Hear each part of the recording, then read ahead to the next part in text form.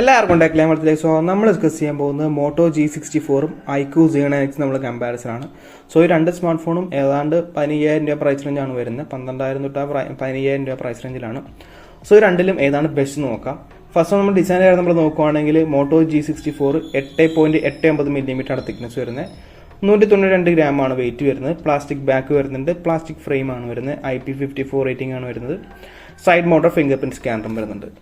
iQOO Z9X ആണെങ്കിൽ 7.99 mm ആണ് thickness വരുന്നത്. 195 ഗ്രാം വെയിറ്റ് വരുന്നുണ്ട്. Same plastic back plastic frame ഒക്കെയാണ് വരുന്നത്. IP64 റേറ്റിംഗ് വരുന്നുണ്ട്.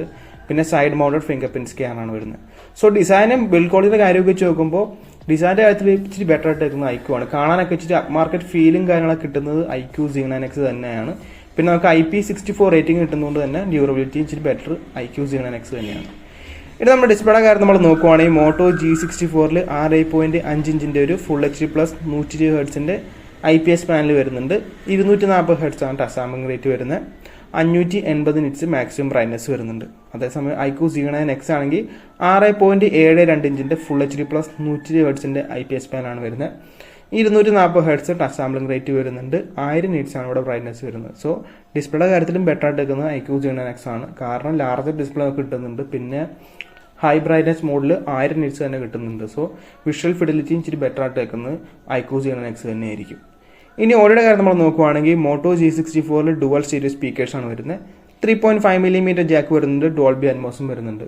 അതേസമയം iQOO Z9Xലും നമുക്ക് ഡുവൽ സ്റ്റീരിയോ സ്പീക്കേഴ്സ് വരുന്നുണ്ട്. 3.5 mm ജാക്ക് വരുന്നുണ്ട്. സോ ഓഡിയോ ഓൾമോസ്റ്റ് സിമിലർ തന്നെയായിരിക്കും.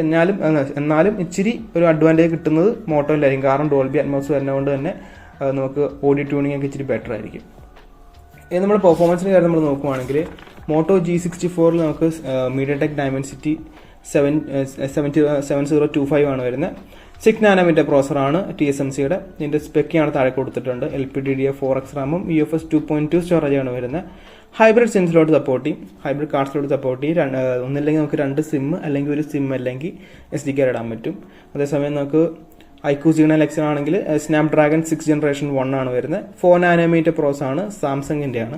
പിന്നെ അവിടെ സ്പെക്ക് ചെയ്യാൻ കൊടുത്തിട്ടുണ്ട്. LPDDR4X റാമും UFS 2.2 സ്റ്റോറേജുമാണ്. ഇവിടെയും സെയിം ഹൈബ്രിഡ് കാർഡ്സിലോട്ടാണ് വരുന്നത്. സോ പെർഫോമൻസിന് വേണ്ടിയുള്ള ആളാണെങ്കിൽ ബെറ്റർ പോകുന്നത് iQOO Z9X ആയിരിക്കും. കാരണം നമുക്കിവിടെ അത്യാവശ്യം കേപ്പബിൾ ആയിട്ടുള്ള പ്രോസർ തന്നെയാണ് വരുന്നത്. ഗെയിമിംഗ് ഒക്കെ അത്യാവശ്യം പറ്റും. പെർഫോമൻസ് വേണ്ടിയാണെങ്കിൽ iQOO Z9X ആണ് ബെറ്റർ. നമുക്കിവിടെ ആൻറ്റിറ്റി സ്കോർ കാണുമ്പോൾ തന്നെ അറിയാൻ പറ്റും. ആൻറ്റിറ്റി സ്കോർ നമ്മൾ നോക്കുവാണെങ്കിൽ MediaTek Dimensity 7025 ടോട്ടൽ സ്കോർ എന്ന് പറഞ്ഞാൽ 4,95,066 ആണ്. CPU 1,62,544, GPU 78,489. അതേസമയം സ്നാപ്ഡ്രാഗൺ 6 Gen 1 ആണെങ്കിൽ 5,59,331 ടോട്ടൽ. 1,93,551 CPU-യും 1,09,871 1,09,871 GPU വരുന്നത്. സോ ഒബിയസ്ലി കാണുമ്പോൾ തന്നെ അറിയാൻ പറ്റും more powerful phone Snapdragon 6 generation 1 തന്നെയാണ്. ഇനി ക്യാമറയുടെ കാര്യം നമ്മൾ നോക്കുവാണെങ്കിൽ ഇവിടെയാണ് മോട്ടോയ്ക്ക് ചെറിയ അപ്ഡേറ്റ് കിട്ടാൻ പോകുന്നത്. കാരണം നമുക്ക് മോട്ടോയിൽ പ്രൈമറി ഒരു 50 മെഗാ പിക്സലിൻ്റെ f1.8 ആപ്പച്ചർ വരുന്ന പ്രൈമറി സെൻസർ വരുന്നുണ്ട്. OIS സപ്പോർട്ട് ചെയ്യുന്നുണ്ട്. പിന്നെ നമുക്ക് റെക്കോർഡിംഗ് ഫുൾ HD 30fps വരുന്നുള്ളൂ. സെക്കൻഡറി ആയിട്ട് 8 മെഗാ പിക്സലിൻ്റെ f2.2 ആപ്പച്ചർ വരുന്ന അൾട്രാവൈഡ് വരുന്നുണ്ട്. പക്ഷേ നമുക്കിവിടെ ഓട്ടോ ഫോക്കസ് കിട്ടും. അതുകൊണ്ട് തന്നെ മാക്രോ ആയിട്ട് ഉപയോഗിക്കുകയും ചെയ്യാം. ഇവിടെ നമുക്ക് 1080p 30fps റെക്കോർഡ് ചെയ്യാൻ പറ്റാം.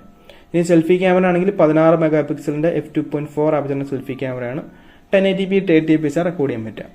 ഇനി iQOO Z9X ആണെങ്കിൽ ഒരു 50 മെഗാ പിക്സൽ f1.8 ആപ്പച്ചർ വരുന്ന പ്രൈമറി സെൻസറിന് OIS ഒന്നും വരുന്നില്ല. ഇവിടെ നമുക്ക് 4K 30fps കിട്ടും. പിന്നെ 2 മെഗാ പിക്സലിൻ്റെ ഡെപ്ത് ആണ് വരുന്നത്. പിന്നെ 8 മെഗാ പിക്സലിൻ്റെ f2.1 ആപ്പച്ചർ വരുന്ന സെൽഫി ക്യാമറ 1080p 30fps. കാണുമ്പോൾ തന്നെ അറിയാൻ പറ്റും ഏത് ഫോണാണ് ബെറ്റർ ക്യാമറ പെർഫോമൻസ് തരാൻ പോകുന്നതെന്ന്.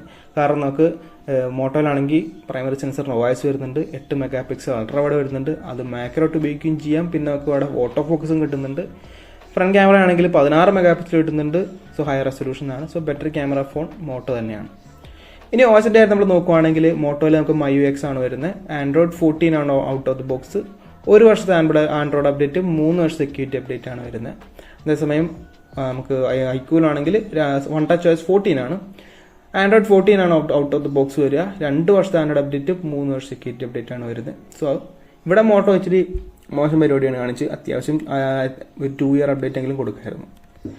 ഇനി ബാറ്ററിയുടെ കാര്യം നമ്മൾ നോക്കുവാണെങ്കിൽ Moto G64 6000 mAh battery 30 watt ചാർജറാണ് വരുന്നത്. അതേസമയം ഐക്യു Z9X ആണെങ്കിൽ 6000 mAh ബാറ്ററി 44 വാട്ട് ചാർജറാണ്. ഇവിടെ ബാറ്ററി കപ്പാസിറ്റി കാര്യത്തിൽ ഓൾമോസ്റ്റ് സിമിലർ ആണ്, പക്ഷേ ചാർജിൻ്റെ കാര്യത്തിൽ ബെറ്റർ ആയിട്ട് എടുക്കുന്നത് ഐക്യു ആണ്. സോ അതുകൊണ്ട് തന്നെ 6000 mAh ബാറ്ററി ഒക്കെ ചാർജ് ചെയ്യാൻ അത്യാവശ്യം സമയം എടുക്കും. സോ ബെറ്റർ ചാർജർ കിട്ടുന്നതുകൊണ്ട് തന്നെ പെട്ടെന്ന് ചാർജ് ആകും. അതുകൊണ്ട് തന്നെ ഐക്യു ആണ് ബെറ്റർ ബാറ്ററിയുടെ കാര്യത്തിൽ.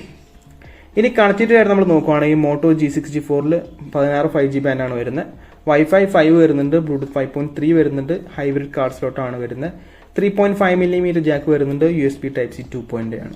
അതേസമയം നമുക്ക് ഐക്യു Z9Xൽ 8 5G ബാൻഡാണ് വരുന്നത്. Wi-Fi 5, ബ്ലൂടൂത്ത് 5.1 ആണ് വരുന്നത്, ഹൈബ്രിഡ് കാർഡ് സ്ലോട്ട് വരുന്നുണ്ട്, 3.5mm ജാക്ക് വരുന്നുണ്ട്, USB Type-C 2.0 ആണ്. സോ കണക്റ്റിവിറ്റി കാര്യത്തിൽ ഇച്ചിരി ബെറ്റർ ആയിട്ട് എടുക്കുന്നത് നമുക്ക് മോട്ടോയാണ്. കാരണം ഇച്ചിരി ബെറ്റർ ആയിട്ടുള്ള 5G ബാൻഡ് കിട്ടുന്നുണ്ട്, ഇച്ചിരി കൂടുതൽ. പിന്നെ ബ്ലൂടൂത്തിൻ്റെ വെർഷനും ഇച്ചിരി ഹയർ ആണ്.